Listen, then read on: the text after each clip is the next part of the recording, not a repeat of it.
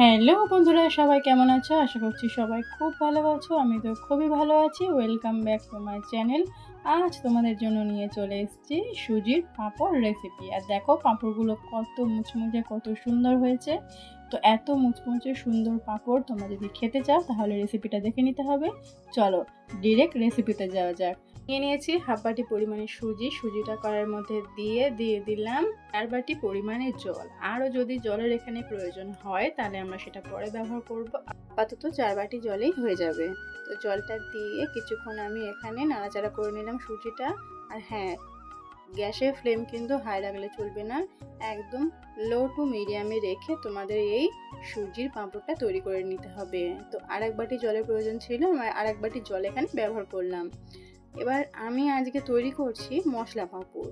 তো সুজির মশলা পাঁপড় তৈরি করার জন্য প্রথমে এখানে দিয়ে দিলাম একটু জোয়ান, আর দিয়ে দিলাম জিরে, আর এখানে ব্যবহার করলাম একটু কালারের জন্য লঙ্কার গুঁড়ো। তোমরা চাইলে এটা স্কিপ করে যেতে পারো। আর দিয়ে দিলাম গোলমরিচের গুঁড়ো কিছুটা, দিয়ে ভালো করে কিছুক্ষণ আমি এই সুজিটাকে রান্না করে নেব। আর খুব মোটা হয়ে গেলে সুজির পাঁপড়টা কিন্তু একদমই হবে না, একটু পাতলা থাকা অবস্থাতে আমরা এই গ্যাসটাকে অফ করে দেব। তো দেখো কত সুন্দর লাগছে। তো এই পর্যায়ে আমরা গ্যাসটাকে পুরোপুরি অফ করে দিলাম। এবার চলো রোদ্দুরে দেওয়ার পালা। তো কয়েকটা পেপার বিছিয়ে নিয়েছি, তার উপরে প্লাস্টিক দিয়ে দিয়েছি, প্লাস্টিকের উপরে অল্প তেল আমি মাখিয়ে দিয়েছি। আর দেখো অল্প অল্প করে সুজি দিয়ে আমি গোল গোল আকারে সুজিগুলো তৈরি করে নিচ্ছি, মানে পাঁপড়গুলো তৈরি করে নিচ্ছি। তো দেখো কত সুন্দর লাগছে। তো এরকমভাবে তোমরা পাঁপড়গুলো তৈরি করে নেবে। আর আমার লেগেছিল মোট 2 দিন এই পাঁপড়গুলো শুকিয়ে নিতে।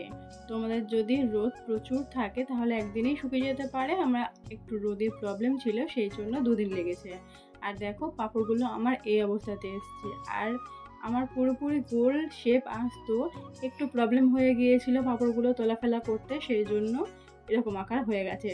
তো পাঁপড়ের আকারগুলো একটু বেহিসাবি হয়ে গেছে, সেটার দিকে লক্ষ্য দেওয়ার দরকার নেই। আর দেখো কত সুন্দরভাবে পাঁপড়গুলো তৈরি হয়ে যাচ্ছে, আর কত সুন্দর ফুলছে তোমরা দেখেই বুঝতে পারছো। চলো তোমাদের আরও কয়েকটা পাঁপড় আমি ভেজে দেখাই। দেখো পাঁপড়গুলো দিতে মাত্র কত সুন্দরভাবে ফুলে উঠছে। তো এই সুজির পাঁপড় রেসিপি তোমরা বাড়িতে অনায়াসে ট্রাই করতে পারো, কোনো প্রবলেম নেই, কোনো ঝামেলা নেই। আর তোমরা দেখে বুঝতেই পারছো হাফ বাটি সুজিতে আমার কতগুলো পাঁপড় হয়েছে। এই সুজির পাঁপড় রেসিপি তোমরা কিন্তু বাড়িতে অবশ্যই ট্রাই করে দেখো, খুব সুন্দর পাঁপড় তোমরা খেতে পারবে।